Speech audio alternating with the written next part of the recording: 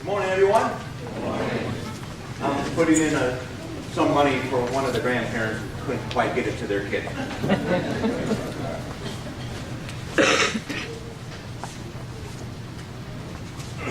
You have the message outlined. Okay, I'll admit right up front, the title is rather blunt. Imagine being told to do something that you know is impossible and then threatened with death if you don't do it. That's exactly what happened to a bunch of Babylonian astrologers along with Daniel and his three friends. So we're going to pick up the story in Daniel 2 and chapter 10. The king has had a dream, but unlike other occasions, he decided not to tell the content of the dream to his astrologers. He wants his astrologers to tell him what the dream was. The astrologers answered the king, "There is not a man on earth who can do what the king asked. No king, however great and mighty, has ever asked such a thing of any magician or enchanter or astrologer. What the king asks is too difficult. No one can reveal it to the king except the gods, and they do not live among men." So the king had a dream, and it could not be interpreted by his astrologers because they had not been told the content of the dream. And so they tell the king, nobody can do what you're asking. Now in the past, the king always told them the dream, and then the astrologers can make something up. And the king is just coming to realize these astrologers are a bunch of frauds. These guys are fakes. And so he issues a decree to have all of the astrologers in Babylon killed along with Daniel and his three friends. You know what we have here, folks? A crisis. This is a crisis. 3 weeks ago, in our first message in this series, we met Daniel as a 15-year-old prisoner in a foreign land. Now he's probably about 17 years old. He's still in that 3-year indoctrination program that we read about last week. And very quickly he's going to rise to become one of the most powerful people in the Babylonian Empire. We all want to know the future to some degree. To some degree. Because we believe that knowing it will give us more control over our lives right now. And so, 2,600 years after the book of Daniel, we are still trying to figure out the future with tea leaves, horoscopes, Ouija boards, palm readings, and psychics. So before we take a look at how Daniel handled this problem, God says there's two things that we need to know about predicting the future. Number one is no one knows the future with 100% accuracy except God. No one can predict it except God with absolute accuracy. No one predicted 9/11. No one. I'm talking about 9/11, 2001. It is true, after the 1993 Trade Center bombing, when that big bomb went off down underneath the building, there were those who said we have terrorist cells in America, and this kind of thing could happen again, even to the Trade Center. So there were these general statements that were made by some. But no one absolutely predicted 9/11, not even the so-called prophet of the Middle Ages, Nostradamus. He never said the Twin Towers of York would fall. In fact, a lot of what is attributed to Nostradamus is material that has been re-edited after 2001 and is passed off as legitimate. So anybody who tells you that they can predict the future with 100% accuracy is lying. Ecclesiastes 8:7 says, no one can tell the future, but you know what? People love to try, especially if you're willing to pay them. Give them a little bit of this and they'll try. Number 2. All psychics and mediums are frauds and fakes in predicting the future. I should have probably said with 100% accuracy. I mean, you might stumble and get something right. All psychics and mediums are frauds and fakes in predicting the future. Now I'm going to answer a question right up front. I'm going to respond to it. If my child was lost, would I pay money? Would I hire a psychic to get their advice? And my answer is absolutely yes. Because that's not predicting the future. That's more or less analyzing data. And just as I believe that there are people who have the gift of singing, the gift of playing an instrument, I believe there are those who have the gift of perception. I like to call it intuitive recognition. That's not predicting the future. That's analyzing data. I would have no problem paying a psychic and telling them my 12-year-old was in a blue shirt on August 1st, last seen at the corner of Cottage Hill and Hillcrest. Because I don't know how people can process data. How does the mind of a savant work? How does the mind of David Pavinci work in England, who is blind, autistic, physically challenged, and yet can play 2 pianos at once? He sits between them and plays one with each hand. So I don't know how it works when you give people data and how that can be analyzed. But that's not predicting the future. That's just getting information and making a judgment. I'd be willing to pay for that if my child is lost. In Isaiah 44:25 it says, God says, I am the one who exposes the false prophets as liars by causing events to happen that are contrary to their predictions. So if you are on the California Psychic Network line, and I know what you're thinking, how do I know about it? I know about it because the commercial comes on every time I'm watching reruns of Perry Mason and the Twilight Zone. Oh, and I was watching the Twilight Zone, and they froze this guy. They froze him, they crypto-froze him, and they were going to unfreeze him in a far, far later time. Do you know when they unfroze him? January 1st, 1988. 1988, they unfroze this guy. I'm thinking 1988 is like ancient history. So if I'm on the California Psychic Network, what is the first thing they're going to ask you? Okay, they might be nice and ask you your name. Your credit card number.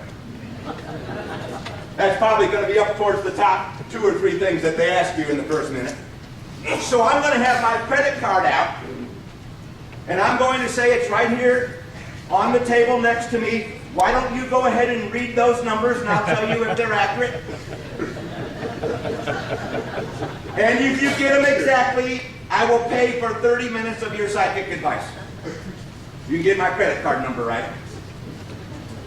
So this pagan king, Nebuchadnezzar, has a dream. And his astrologers can't tell him what it is. And then Daniel shows up, and God not only reveals to Daniel the content of the dream, but also the meaning of the dream.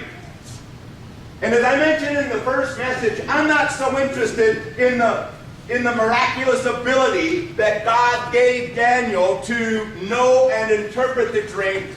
I am a whole lot more interested in the 7 non-miraculous things Daniel did in a tough situation. That's what I want to know. And that's what's going to help me during the week and maybe help you too. So number 1, you're facing a tough situation and don't allow yourself to get into panic mode. This could be tough. Don't allow yourself to get into panic mode. So this is Daniel 2, verse 13. Because of the king's decree, men were sent to find and kill Daniel and his friends. When Arioch, the commander of the king's guard, came to kill them, Watch this. Watch this. Daniel handled the situation with wisdom and discretion. With wisdom and discretion. His execution has just been ordered.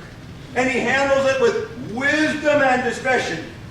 And at this point, the dream has not been revealed to Daniel.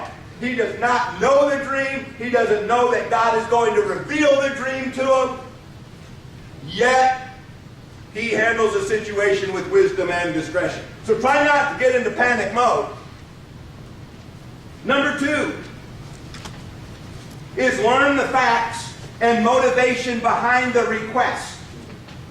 The king had a troubling dream, and he's mad because his astrologers can't tell him what it was or what it means. And oftentimes, when you get troubled, you become emotional. And in your emotional, you make rash statements. And in this case, the king said, kill all of the astrologers, and you might as well include Daniel and his 3 friends. Now, you may have a boss who is mad. Maybe something has gone on in their personal life, and they're mad. And they're demanding something of you by the end of the day that nobody could possibly finish by the end of the day.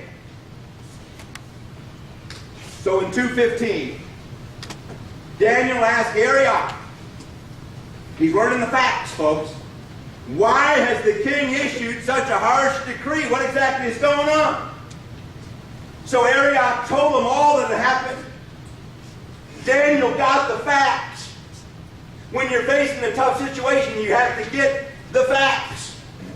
If it's something to do with finances, then you need to get all of the facts. That may not be easy, but you need to know how much is coming in and how much is going out.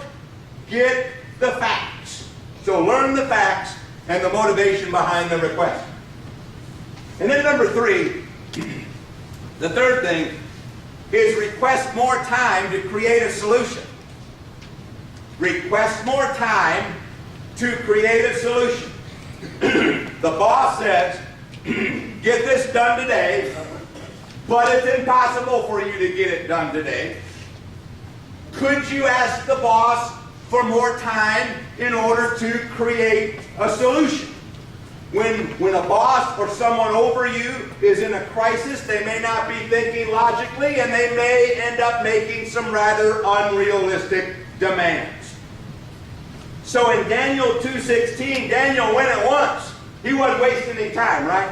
He went at once to see the king and requested more time to tell the king what the dream meant. So you can circle at once. Sometimes you need to move quickly and not procrastinate. Daniel's execution has been ordered by the king, and this 17-year-old is not standing around. So what is it that you need to move on? Is it a school assignment? Is it some kind of a financial issue? Is it a marital problem?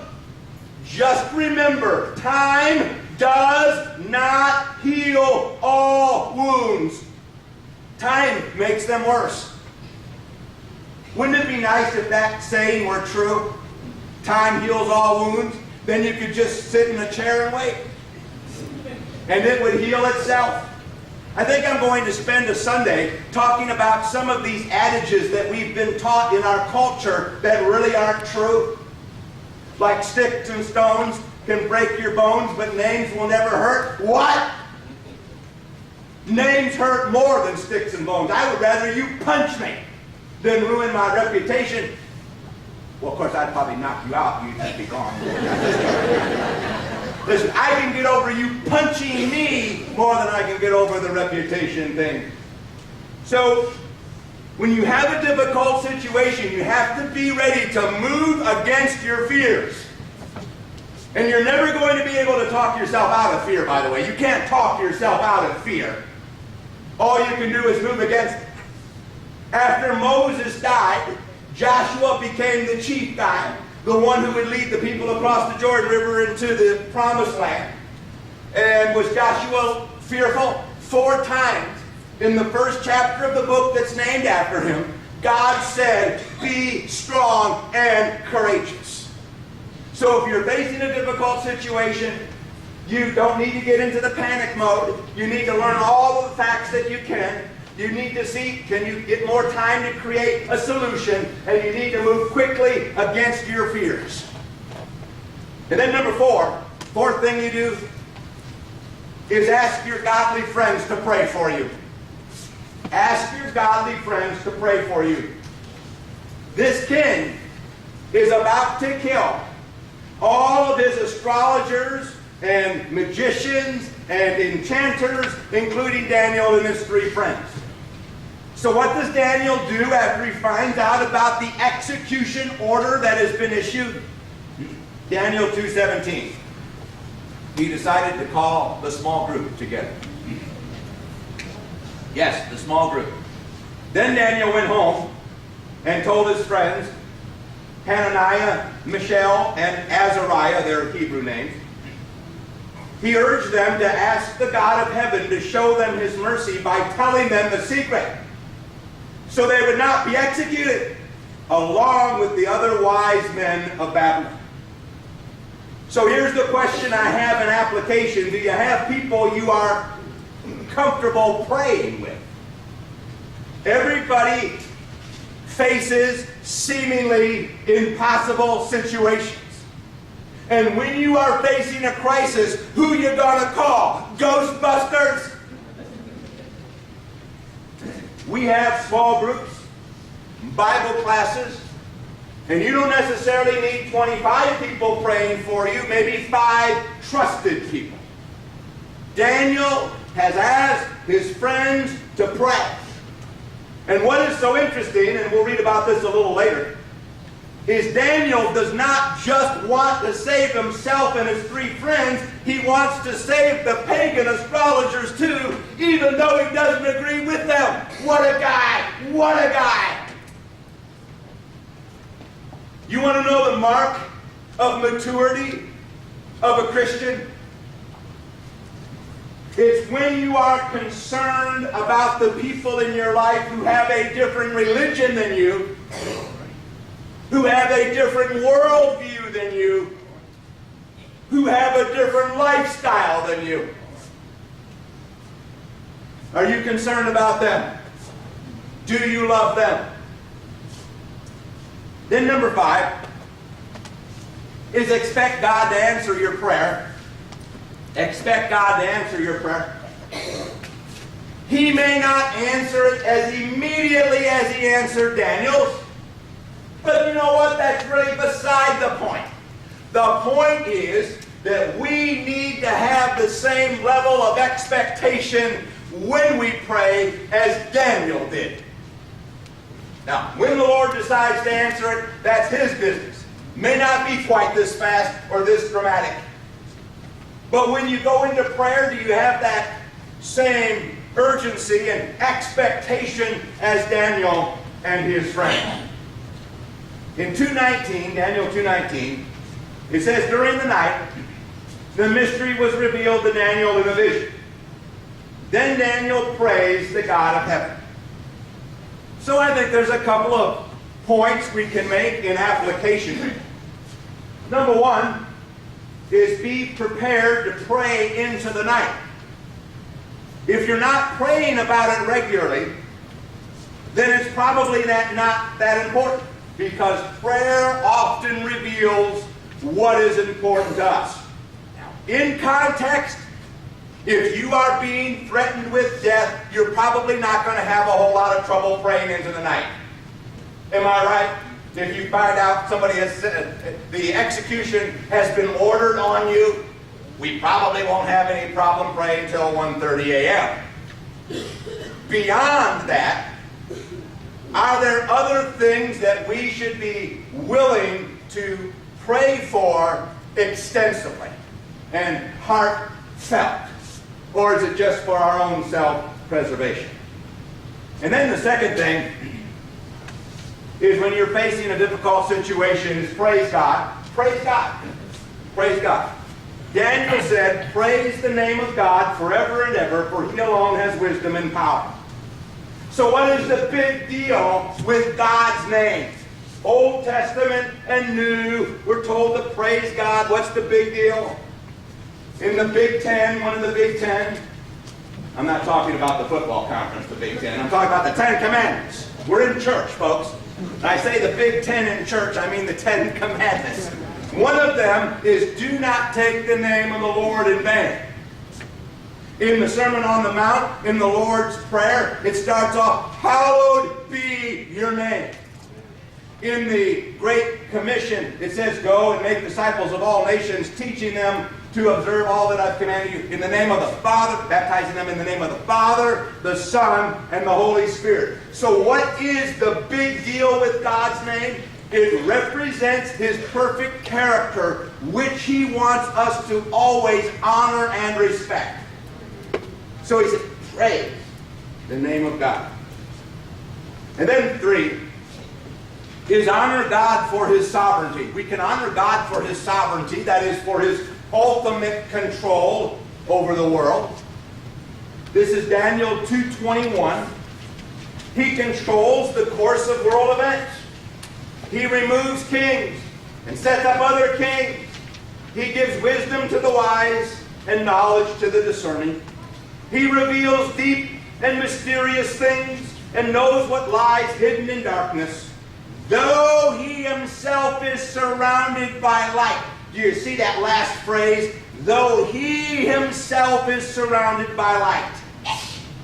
God can see things you and I can't see because He is totally surrounded by light. I think for most of us, we have a little darkness here and there. God doesn't have any darkness here and there. He's all totally surrounded by light. And then the 4th thing is we can thank God for helping me. I think we can even thank Him in advance. We could say, Lord, I want to thank You for how You are going to handle this in Your eternal wisdom. Daniel 2:24. Then Daniel went in to see Arioch, who had been ordered to execute the wise men of Babylon. Daniel said, I'm ahead one. Let's go back to 2:23. I thank and praise You, God of my ancestors, for You have given me wisdom and strength. You have told me what we asked of You and revealed to us what the king demanded. And so he said, Lord, I want to thank You for helping in the past among my ancestors, and I want to thank You for what You are doing for me right now. So we need to have a thankful attitude when we pray. And then number 6 is use what God has given you to save others. To save others. Daniel has just been given the content and the meaning of the king's dream. So what does Daniel do? He runs back to his 3 friends and he says, we're saved! We're saved! We're saved! And they all went out to whatever the equivalent of their Babylonian Pizza Hut was. No, watch this. Watch what he does. Watch what he does. Then Daniel went in to see Arioch, who had been ordered to execute the wise men of Babylon. Daniel said to them, don't kill the wise men. I like this guy. I like this guy. Take me to the king, and I will tell him the meaning of his dream. And Arioch quickly took Daniel to the king. Daniel has just received a vision from God, and now he's going to save his pagan friends whom he doesn't even agree with. He doesn't agree with their religion. He doesn't agree with their worldview. It's the Babylonians who are at the source of modern astrology and fortune telling, and they have all these magicians and enchanters. And the first thing he does after getting this dream, he says, don't kill these guys. I don't want them to die. God has given you some ability or talent or connection that you can use to save your friends.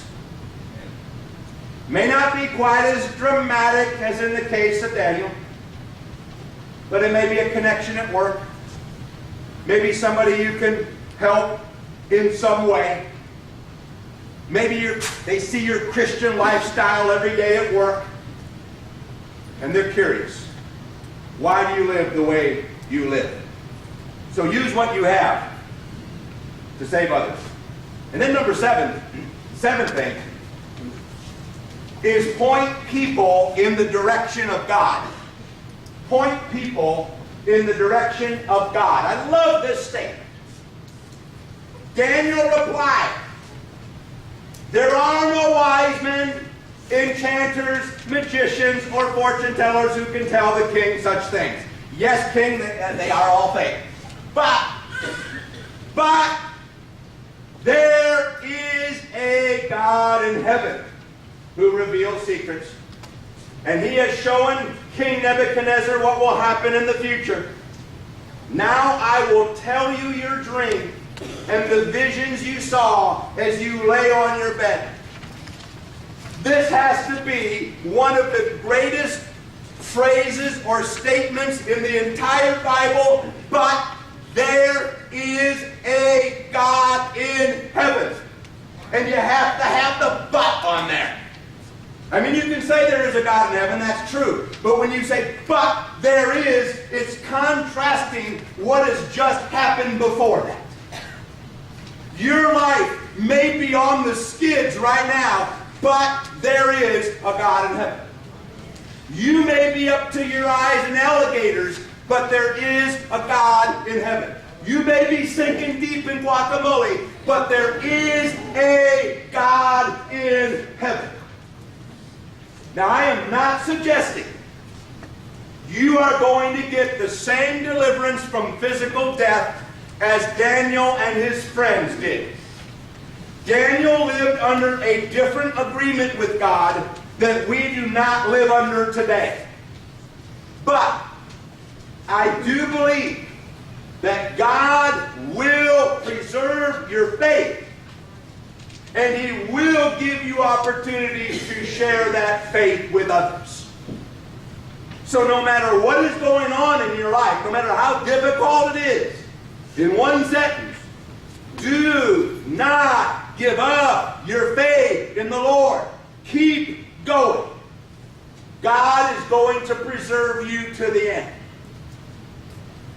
So Daniel says, "All right, king, let me tell you about this dream. In this dream, you saw a statue. And on that statue, there was a head of gold. And you, O king, are that head of gold. It is your great and awesome Babylonian kingdom. And then you saw arms of silver. That represents the Persian Empire, which is going to be coming in and taking over your empire in a few years. And then you saw thighs of bronze. That represents the Greek Empire under Alexander the Great. And then you saw feet of iron, the Roman kingdom, mixed with clay. And I want you to know, King Nebuchadnezzar, that in the days of this iron kingdom, in the days of the Roman Empire, the Lord is going to set up a kingdom that will last forever. And it's going to be like a giant mountain, and it is going to crush all other kingdoms. It is the kingdom of God, the Church of Jesus Christ. And so God gave Nebuchadnezzar this vision extending 500 years in the future. And the king said, "Whoa, I like you. I have just decided. I'm announcing a promotion. Daniel is now over the entire province of Babylon, and Daniel is now the chief over all of the magicians and astrologers." And then you know what Daniel's first request was? "I accept, king. Could my 3 friends be on my staff too?" And so Shadrach, Meshach, and Abednego get elevated. Amazing story. Even beyond the miraculous elements in Daniel, there are some great lessons for us to learn. Do not give up. God will preserve your faith to the end on your condition of hanging in there. That's really our only condition, is hanging in there. Sometimes people will say something to me, you know, my answer is it, well, are you hanging in there? That's not the only answer you can give sometimes. Are you hanging in there? Do not give up. Next week, we're going to talk about a story of 3 young men. Daniel is not present in this story. Maybe he was out of town or something. But it's going to happen. Come next week and I'll tell you where I think he was. All right? I don't know where he was. But we're going to talk about how to stay cool in a fiery furnace. And we're going to let that fiery furnace, we're going to let it be a metaphor for the fires that you're facing in life. And I think we'll be able to see the analogy of that pretty well. Stephen is going to lead us in an invitation hymn. And if you have a particular need that we can assist you with, perhaps helping you to put Christ on in baptism, we would love to do that because that's what the Bible clearly teaches. We can help you in that way or some other way. Please let us know while we stand and sing.